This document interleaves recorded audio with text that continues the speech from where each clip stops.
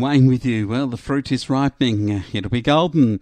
And come April of this year, as more and more fruit crops are coming online, we need more workers, and we've covered this in a number of different facets this week. John McDonnell wrote on Flow News 24 on Monday about the Andrews government in Victoria and a Mickey Mouse scheme that it was having as it was looking to quarantine workers in Tasmania rather than in Victoria. And that John commented about it was literally too little too late as the fruit is rotting on the ground now. And further rains in Victoria have exacerbated the grief for growers with brown rot conditions. And you throw in here the fact that South Australia has already landed Pacific Islander workers to help pick its fruit. And Flow News 24 reporting on the good news that New South Wales farmers had 800 Pacific Islander workers that had arrived and served their quarantine.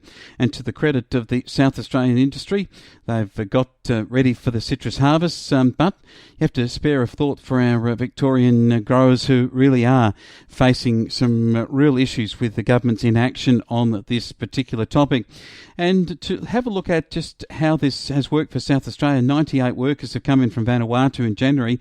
They still need about 3,000. Mark Doakey, who spoke to Jason Regan on our Country Viewpoint program about some of the reasons why we just simply don't have our homegrown workforce to take up the roles in fruit picking. I think that Australians have become city-centric, unfortunately, and I don't understand it because I really don't have that much time for the city, but that's what's happened. And I think the other problem that maybe is that we don't value the lower end of the workforce. Like, unless you've got a uni degree, you're not worth anything socially. Good point. One of the other myths around working in horticulture and fruit picking and the like is that the pay is terrible. Now, I don't know, once upon a time that might have been the case, but from what I'm hearing from producers these days, it's certainly far from that, and there's been plenty of government incentives to try and get people out into the region, so I don't think we can use that as an excuse, can we? No, and you've got a myriad of law in Australia protecting workers.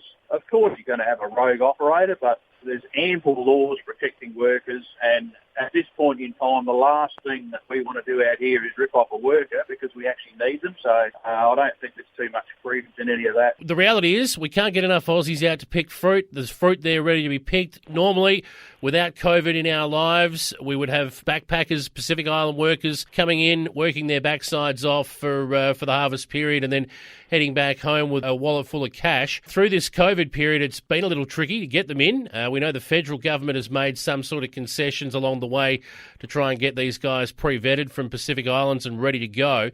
But you're calling on a travel bubble with the Pacific Islands. Now, tell us why. Well, it just seems to make sense to us, and I know we don't know the implications of everything, but our idea is a travel bubble. The main advantage of that would be to save the people sitting around for 14 days and also save the importer of the people, if you want to call him that, paying the quarantine costs. So it's sort of a couple of reasons that we think that's the way to go there. And so progress being made in South Australia and New South Wales, not much in Victoria for those farmers and horticulturists that are waiting for their fruit to be picked.